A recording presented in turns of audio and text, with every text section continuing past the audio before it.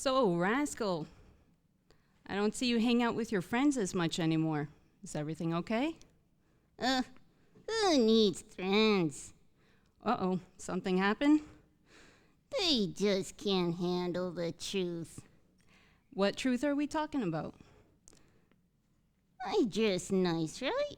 Yeah, you always dress nice. Well, shouldn't my friends dress nice too? Rascal, they do dress nice. Mm-mm. They don't wear a suit like me. Rascal, they don't need to wear a suit to dress nice. I'm not finished. I got more to say. Can I have a turn? Sure. Rascal, part of the beauty of being human is we can have our own preferences, our own opinions on things, provided they don't displease God. Yeah, so? So, you know the Apostle Paul? Yeah? Well, like us, Paul had opinions. He had recommendations of his own. But check out how he puts it to others, okay?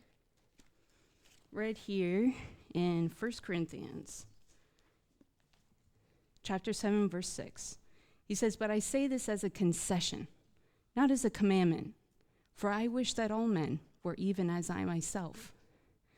But each one has his own gift from God, one in this manner and another in that."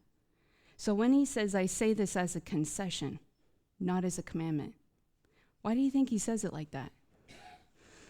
He didn't want people to think they have to do what he said?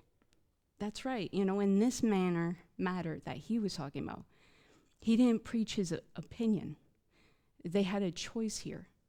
He didn't preach his opinion as a fact, as a commandment from God. What are you trying to say? You know, Rascal, I'm guilty of preaching my opinion, or even someone else's opinion. You know that I used to be part of a religious organization that prohibited beards? What's wrong with beards? Nothing. But I was taught that's what God wanted. The rule has since been changed, but it was someone's opinion in force for a long time. Oh.